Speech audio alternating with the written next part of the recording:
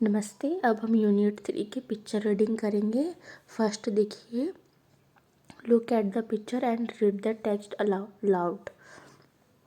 यहाँ पे मैंने आपको इमेज दे दिया है। अब इमेज में आपको तो दिख नहीं रहा होगा, तो मैंने यहाँ नीचे लिख दिया है। ओके, रीड करने के लिए आप बुक में देख लीजिएगा। फर्स्ट है, stag by the side of a pond, यानी कि तालाब के किनारे एक हिरण। How beautiful my horns are, तो क्या हॉर्न्स यानी क्या होते हैं? सींग। मेरे सींग कितने सुंदर हैं। But my legs are so thin and ugly, लेकिन मेरे पैर कितने पतले और बदसूरत है। अगली यानी बदसूरत, थीन यानी पतला। Hunters run for your life, यानी हंटर्स यानी शिकारी, अपनी जान बचाकर भागो। लेट मी हाइड समवेयर, यानी कि मुझे कहीं छिप जाने दो। हाइड यानी छिपना, समवेयर यानी कहीं भी। This branches, oh no, branches यानी डालियाँ, ओ नहीं। They are too close, get out of here, यानी कि ये बहुत पास है, यहाँ से निकलो। I was proud of my horns, they could have caused my death. I was ashamed of my legs, they saved me, यानी कि मुझे अपने सींगों पर गर्व था, वे मेरी मौत का कारण बन सकते थे। मुझे अपने पैरों पर शर्म आती है, उन्होंने मुझे बचाया। आई वॉज अशेम्ड, अशेम्ड यानी कि होता है शर्माना, शर्म, मतलब मुझे अपने पैरों पर शर्म आती है। तो आपको इसी से रिलेटेड यहाँ पे क्वेश्चन पूछा गया है। वेयर इज़ द स्टैग, यानी कि स्टैग यानी कि बारहसिंगा। ओके, बारहसिंगा कहाँ है? तो आंसर क्या आएगा? The Stag is by the side of a pond, यानी कि बारहसिंगा एक तालाब के किनारे खड़ा है। Second, what is he doing, मतलब वह क्या कर रहा है। He is looking at his reflection in the water, यानी कि वह पानी में अपनी परछाई देख रहा है। He is looking at his reflection in the water. Third, does he like his antlers, यानी कि हॉर्न्स, क्या उसे अपने सींग पसंद है। Yes, he thinks they are very beautiful, यानी कि हाँ, उसे लगता है कि वे बहुत सुंदर हैं। Fourth, does he like his legs, यानी कि क्या उसे अपने पैर पसंद हैं। No, he thinks his legs are thin and ugly, नहीं, उसे लगता है कि उसके पैर पतले और भद्दे हैं, भद्दे या बदसूरत। Okay. Fifth, why is the stag running, यानी कि बारहसिंगा क्यों भाग रहा है। He is running to save his life from the hunters, वह शिकारियों से अपनी जान बचाने के लिए भाग रहा है। Six, is he able to hide in the bushes, यानी कि क्या वह झाड़ियों में छिप पाता है। Answer no, because his antlers, यानी कि horn, get stuck in the branches, नहीं, क्योंकि उसके सींग झाड़ियों की शाखाओं में फंस जाते हैं। Where are the hunters now, the hunt, यानी कि अब शिकारी कहाँ है। The hunters are very close behind him, यानी कि शिकारी उसके ठीक पीछे और बहुत करीब हैं।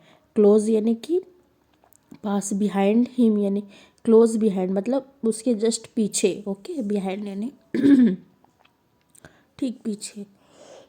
Are they closing in on the stag, यानी स्टैग, क्या वे बारहसिंगा के करीब पहुंच रहे हैं।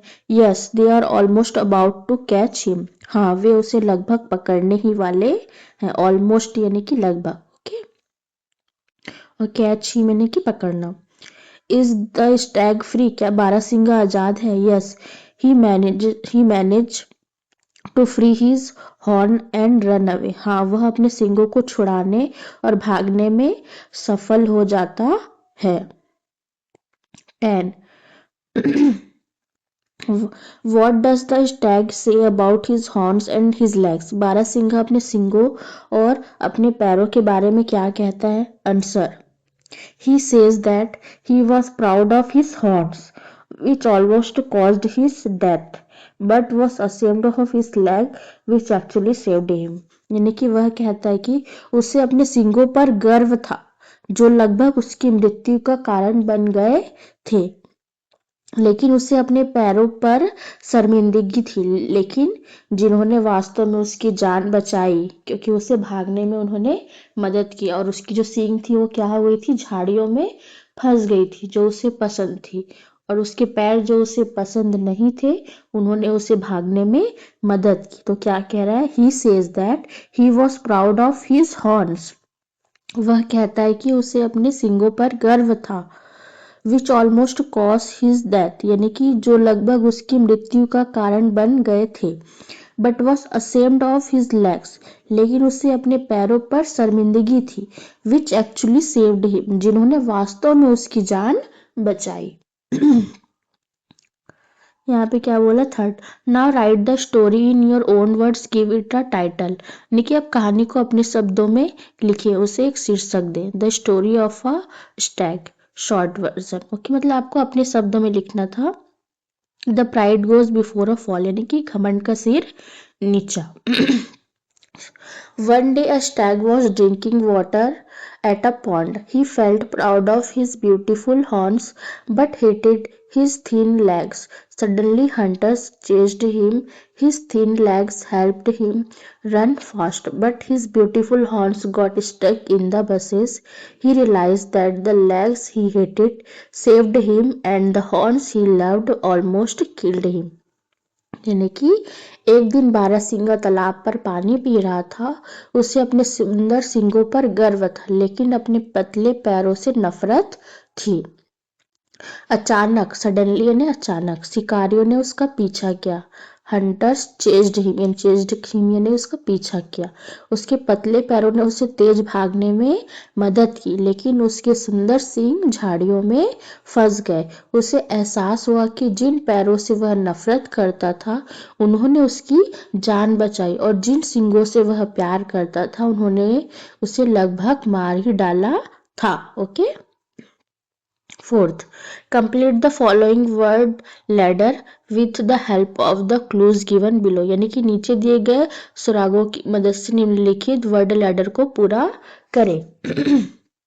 तो यहाँ पे फर्स्ट क्या है, mother will be very cross if you don't go to school, यानी कि अगर तुम स्कूल नहीं जाओगे तो माँ बहुत नाराज होंगी। ओके, अब बुक में देख लीजिएगा, वर्ड लैडर के बॉक्स दिए गए हैं। तो फर्स्ट में क्या आएगा, क्रॉस, CROSS। ओके, उसमें नंबर दिए गए हैं, उस हिसाब से अब भर लीजिएगा। यहाँ पे मैंने फिल इन द ब्लैंक से भर दिया है क्लूज के हिसाब से।